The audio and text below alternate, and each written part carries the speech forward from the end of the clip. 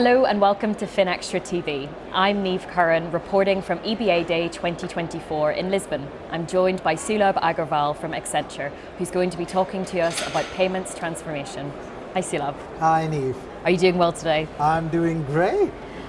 So the first question I've got for you is a little bit about how banks are approaching payments transformation and if they're doing that a little bit differently from how they've traditionally done it.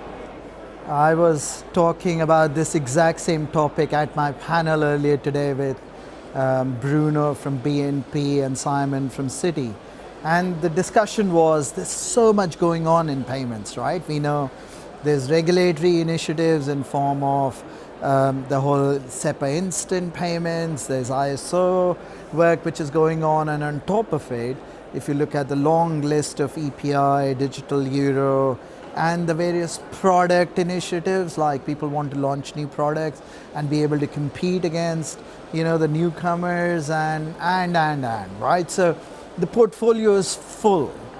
And we asked the audience a question around, well, how are they justifying the investment? And most of it was compliance, which was quite fascinating. And then we got into the discussion about, well, what does it really mean? I mean, traditionally, you've done change incrementally. Is that the best way to manage it?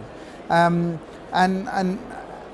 the direction I would say most of the organizations need to start thinking about more of is about thinking long term, thinking about what is going to be their blueprint for success rather than incremental and short term.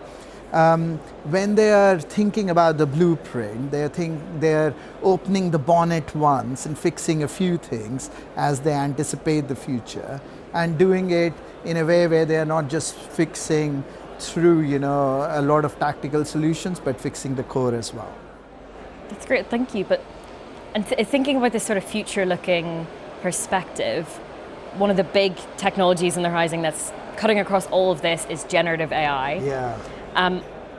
Where do you think that generative AI is going to make the biggest impact in payments?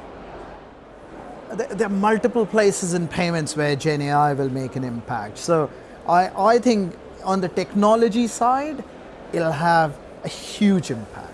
So, like payments, like most of the other technology in large organizations, has got a lot of legacy old tech sitting around there where most people have retired, they don't have any documentation against it. And just to be able to understand what is sitting behind the technology and the maze that most of the organizations have, Gen AI, we've proven, can really help quite a lot from that perspective. Coming to operations and the business side, operations we would be very different in future. Gen AI will and regular AI will help in automating a number of tasks and making it a lot easier, allowing for opportunities for operators to do more value-adding tasks. And then finally, on the marketing side, we would see, again, like what used to take 3 weeks to create a creative will happen like literally in seconds. It could be a few seconds or so. So really targeting the market of one is something that we will get to see as the technology and the propositions develop. It's such an interesting time. Huge. Yeah. And looking towards other companies and other situations, what investment advice would you give to a payments business looking to modernize? I would say to them that think about your 5-year goal and not just the 1-year goal. And as you start to peel the onion for what the 5-year vision for you looks like, think about all the layers, right? From your risk and controls, because resilience is going to be very big, your technology, your data, your propositions, and how you interact with the customers. And having the right vision can then start to determine how your investments flow into it. Because I think traditionally a lot of players have taken an incremental approach. I think if they want to be successful, they have to change their overall approach to how investments are done. Got to take a holistic view. Spot on.